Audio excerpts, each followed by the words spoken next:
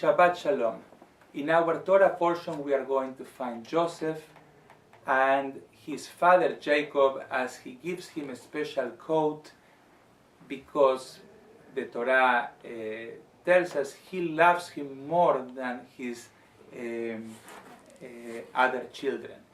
And Torah doesn't go into hiding. The Torah makes it clear that his father loves him more or in a special way because he was born at his old age, and he is the son also, we know from Rachel, that is his beloved wife.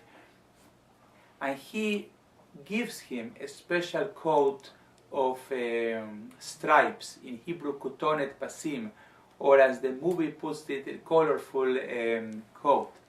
And this brings the jealousy of his of Joseph's brothers.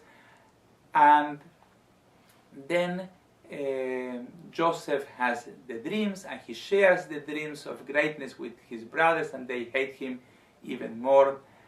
And the question, this question of Jacob's favoritism is addressed by the Talmud, and the Talmud strongly criticizes Jacob for the special gift that he gave Joseph. Now the question that we could ask ourselves is, why is the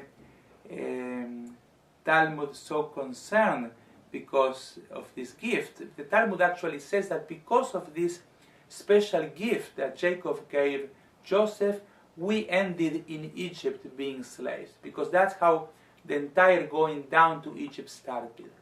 Now the Talmud could have asked, or could have said, listen, we already had a prophecy in chapter 15 in the book of Genesis, when God said to Abraham, your descendants will be slaves in the land that is not theirs.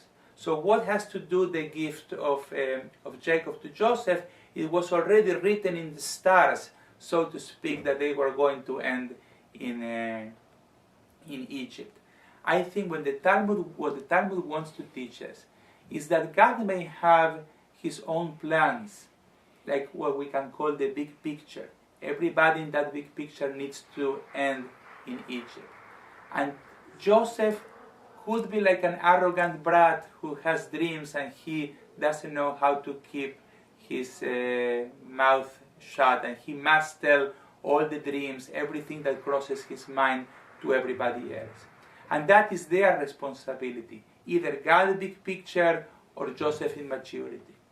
But Jacob, who came from an experience of favoritism, and he suffered so much in his own life because of favoritism of one parent over the other, or one child over the other, he should know better. And he is responsible, at least for his own part, for his own contribution to the problem. Sure enough, when there is a problem, there is no only usually one part to blame, or there is no only one aspect to blame. Situations are complex and problems are complex, but the Torah and the Talmud are inviting us by this commentary of the Talmud to explore what is our own responsibility in the problem. We cannot control the big picture. We cannot control what your son is going to say when he is 16 or 15 or 14 years old. But we can control what we say and what we do. And for that part we are responsible. And I think that this is a Torah lesson I would like to share with you. We need to take responsibility for our own actions. Even if we cannot control the big picture, at least we can say, I am responsible for what I do or I stop doing. And this is something that the Talmud is not saving words, and it's not trying to make Jacob look nicer or softer or more righteous than what he really is. He's a human being who made a mistake, and hopefully from his mistake we are going to learn for our own lives how to act differently with our children, with our grandchildren, with our students, and hopefully we will learn from these lessons and we won't repeat the the pattern that brought so much anguish to our forefathers many, many years ago. Shabbat Shalom.